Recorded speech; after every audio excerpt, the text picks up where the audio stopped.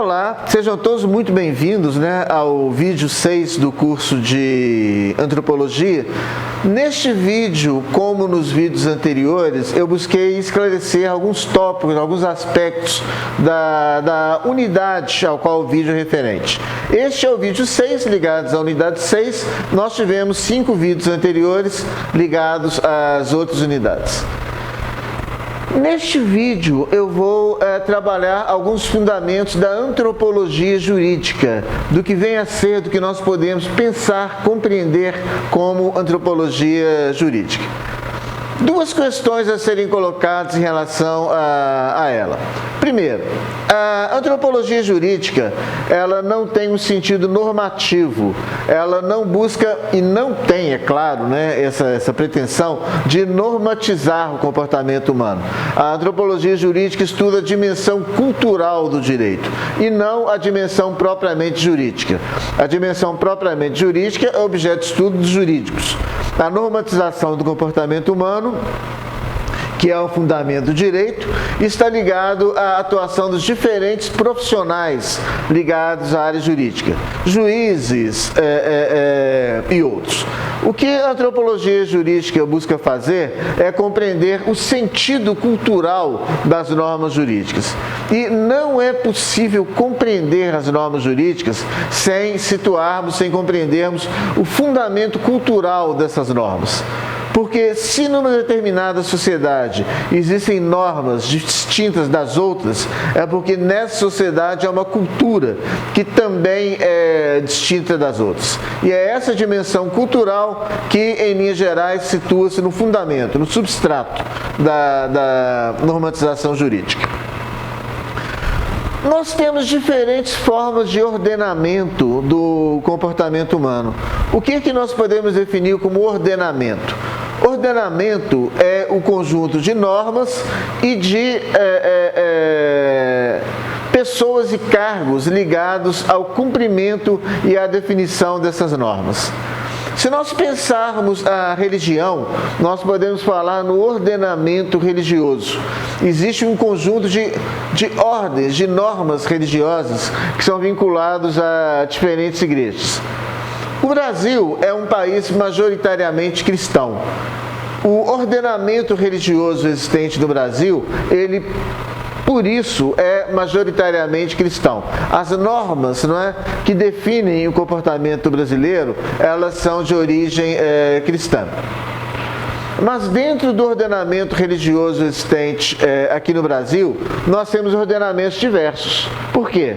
Porque dentro do cristianismo aqui no Brasil, nós temos os católicos e nós temos os evangélicos, nas suas mais diferentes vertentes. Batistas, neopentecostais, das mais diferentes formas, Nós temos então ordenamentos religiosos distintos que definem normas distintas também a serem seguidas.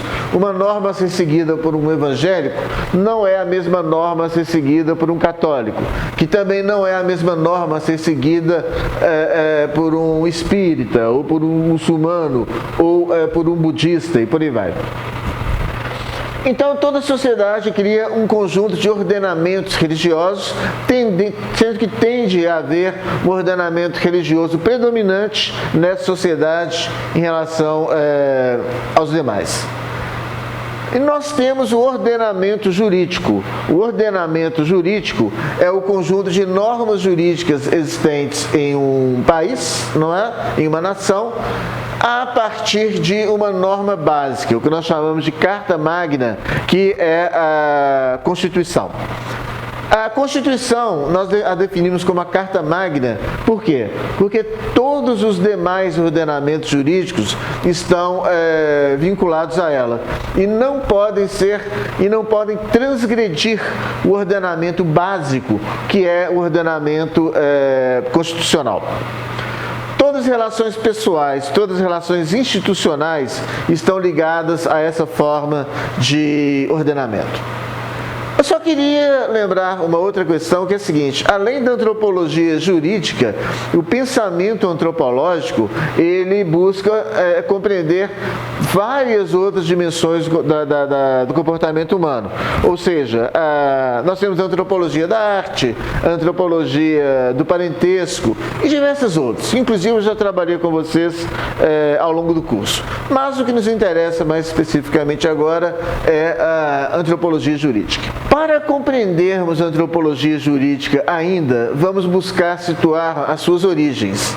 Olha, a antropologia jurídica, não necessariamente com este nome, mas o sentido da antropologia jurídica surgiu no século XIX, quando, praticamente junto com o pensamento, com o conhecimento antropológico.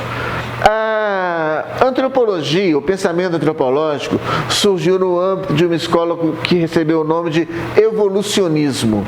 Porque, segundo o evolucionismo, o comportamento humano evoluiu de estágios mais primitivos até estágios mais evoluídos. A antropologia jurídica, nas suas origens, ela também foi evolucionista. Um autor inglês chamado Henry Sumner Maine, que aliás é Sir Henry Sumner Maine, escreveu um livro chamado Ancient Laws, Leis Antigas, no qual ele defende a seguinte ideia: o direito ele foi evoluindo de formas mais primitivas existentes em determinadas sociedades, nos quais haviam leis antigas, e, segundo Sumner Maine, há determinadas sociedades que inclusive são desprovidas de leis, não é? E o direito à normatização jurídica, os ordenamentos jurídicos foram evoluindo historicamente até chegar no estágio mais evoluído, que é o estágio existente na Europa. Esse é o pressuposto evolucionista, não é? Que é um pressuposto que hoje já não é mais aceito. Essa perspectiva evolucionista, ela foi deixada de lado já no início do século XX, quando foi criada uma outra escola, que foi a escola funcionalista. E um dos representantes dessa antropologia funcionalista, dessa perspectiva funcionalista, no âmbito da antropologia jurídica, foi um antropólogo também inglês, aliás de origem polonesa, chamado Malinowski, Bronislaw Malinowski. Malinowski criou uma ideia que é a seguinte, que é uma ideia que, apesar de ter sido mais sofisticada, mais desenvolvida, ainda é aceita nos dias de hoje. Não é possível falar em evolução jurídica, tal como os evolucionistas pensaram, por uma questão muito simples. Toda sociedade cria uma normatização jurídica adequada ao seu sentido, ao seu funcionamento. As normas jurídicas, os ordenamentos jurídicos, não se trata de definirem esses ordenamentos como mais evoluídos, menos evoluídos, mais atrasados, mais adiantados. Trata-se de compreender esses ordenamentos jurídicos e a normatização jurídica a partir da dimensão cultural existente em uma dada sociedade. Uma aldeia indígena cria um ordenamento, não é? E cria um sistema de normas que não são estruturados formalmente, tal como o direito ocidental. Mas nem por isso esse ordenamento jurídico deixa de ser menos eficaz, deixa de ser menos rigoroso e deixa de ser funcional, no sentido que ela determina também o que pode ou não ser feito, não é? Em linhas gerais, o que é certo e o que é errado. Toda sociedade, portanto, cria uma normatividade jurídica funcional, um ordenamento jurídico funcional em relação ao comportamento de seus membros. Onde nós podemos falar em evolução foi a partir do momento que houve uma ruptura do direito laico em relação ao direito religioso. Essa ruptura, aí sim é um avanço, aí sim é um progresso e é uma evolução histórica. E não é uma evolução linear, no sentido de que em diversas sociedades, ainda hoje, o direito, ou seja, o conceito de pecado, tende a predominar em relação ao conceito de transgressão da norma jurídica pensada em termos laicos. mas o fundamento do ordenamento jurídico, não é? Na sociedade contemporânea é a laicidade, ou seja, a existência de um direito autônomo em relação à normatividade e em relação aos ordenamentos religiosos existentes em uma dada sociedade. É isso, muito obrigado pela atenção.